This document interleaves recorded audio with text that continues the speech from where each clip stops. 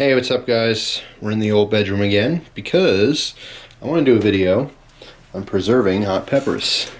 Alright, these are those peppers that I had growing for a long time now, and you can see they're starting to turn. In fact, most of them already turned. This is the last one that's still a little bit green.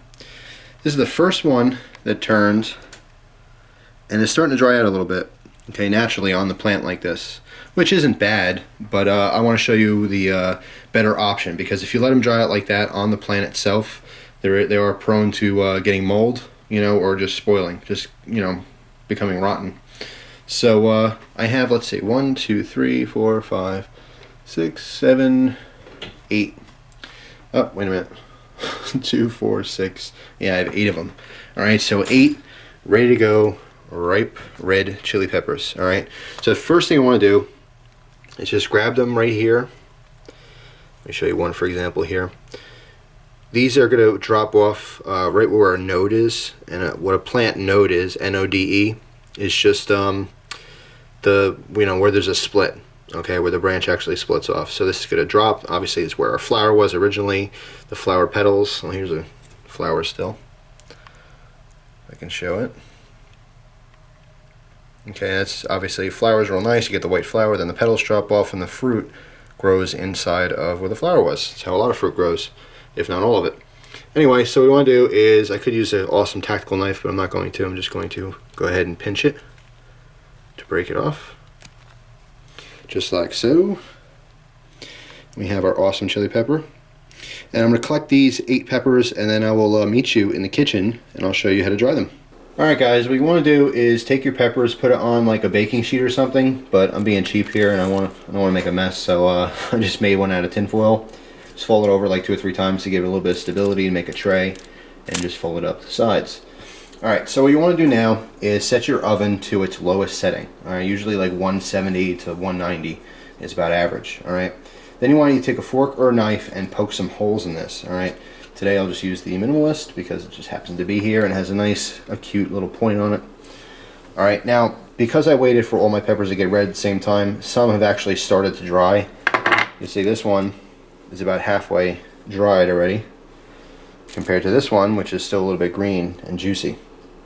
Okay, but basically what you want to do is take your pepper, alright, and poke some holes in it. Don't go crazy, otherwise it will fall apart. But just poke a couple holes.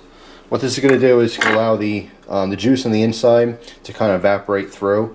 If you don't poke holes through it, it will dry unevenly. It doesn't make a huge difference. It's just an easy thing to do. It doesn't get distorted, so it'll still look like a pepper when it's all done. So just give it a couple little pokes here and there.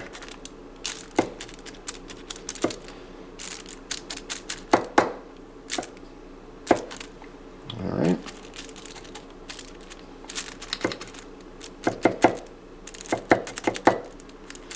Oh, I can already smell it. It smells delicious. Now, something to keep in mind, if you're drying out like the super hots, some Nagajalokias, or something along those lines, it will burn your eyes. I mean, the vapor is going to go throughout the house. Oh, by the way, I do have one pepper that I kept separate in case you did keep count here. This is the big, juicy, prized-looking pepper. It's the one I pinched off first, and I'm going to sun dry that in my windowsill, just to see if there's any bit of a difference. And same deal with that. I'm going to poke some holes in it and put it on a little piece of paper towel or something so I don't get the windowsill all nasty. But yeah, that's pretty much it. So these are going to go into the oven. Now, you really just want to keep an eye on this. There's no exact science depending on how many peppers you have, but a lot of people say like 3 or 4 hours, on the low setting will get them pretty dry. Of course, you want to get it to a point where there's no moisture at all. This way they'll keep for a very long time. And this is the reason why I'm drying these out, because I don't want to eat them right away.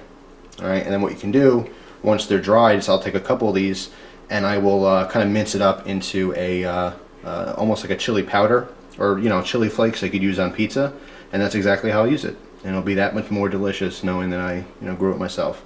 Plus, it's a different type of pepper. It's not the regular pepper from Pepper Flakes. So anyway, that's all, guys. I'll show you this when they come out of the oven. They're all dry.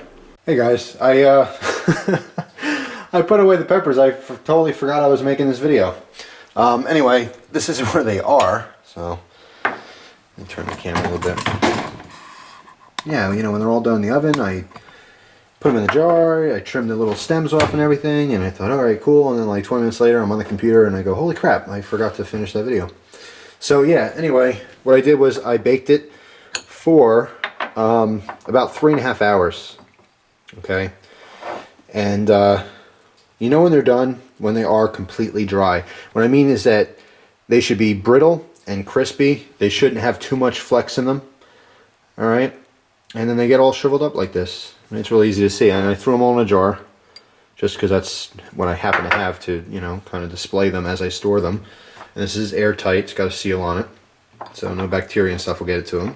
But that's pretty much it. It's very simple to do.